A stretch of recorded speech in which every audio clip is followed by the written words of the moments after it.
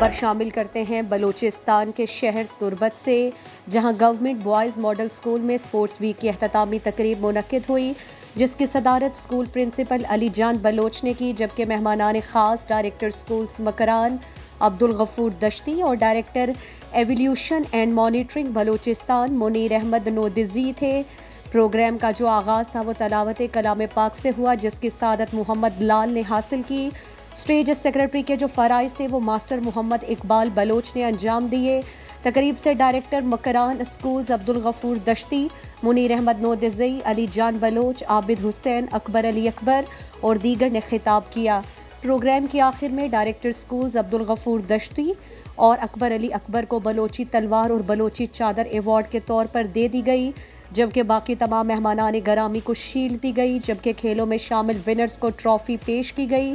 اس موقع پر D E او catch منظور احمد، عابد حسین اور منیر احمد نودزئی نے گدروشیا پوائنٹ سے بات چیت کرتے ہوئے کہا، آج ہمارے ماڈل ہائی اسکول کا گولڈن ویک تھا، اس کا جو ہے اختتامی سیریمنی تھا۔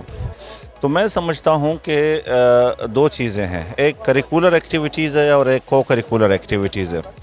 کریکولر ایکٹیویٹیز میں ہم صرف پڑھاتے ہیں بچوں کو، اور کو کریکولر ایکٹیویٹیز میں ان کی کردار سازی اور ان کی فزیکل ڈیولپمنٹ، ان کی مینٹل ڈیولپمنٹ، ان کی کوگنیٹیو ڈیولپمنٹ، ان میں کانفیڈنس لیول کو بوسٹ اپ کرنا پڑتا ہے، اور وہ بچوں کو کمپٹیشن کا ایک ماحول دینا ہوتا ہے۔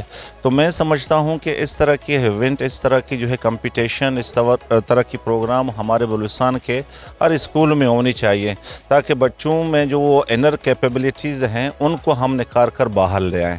تو اس طرح کی چیزوں سے بچوں کے ایٹیٹیوڈ پہ، ان کے بیہیویئر پہ بہت بڑا فرق پڑتا ہے، اور بچے پر جو ہے ان کی کانفیڈنس لیول بھی بہت زیادہ ہوتا ہے۔ وہ آنے والے چیلنجز اور آنے والے کمپٹیشن کی بھرپور پر مقابلہ کرنے کی اہل ہوں گے انشاءاللہ ان فیوچر۔ میں سمجھتا ہوں کہ اسٹوڈنٹ کو توانا ہونے کے لیے کریکولر ایکٹیویٹیز کے لیے کو کریکولر ایکٹیویٹیز کا ہونا لازم ہے۔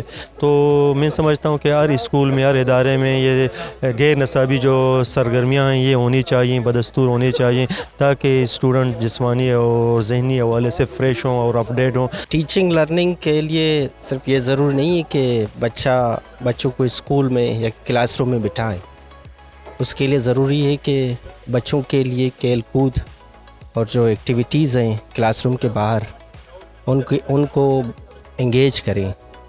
تو میں سمجھتا ہوں کہ اس طرح کی ایکٹیویٹیز ہونی چاہیے، نہ صرف بچوں کے ایموشنل ڈیولپمنٹ کے لیے بلکہ فزیکل فٹنس کے لیے بھی بہت ضروری ہے۔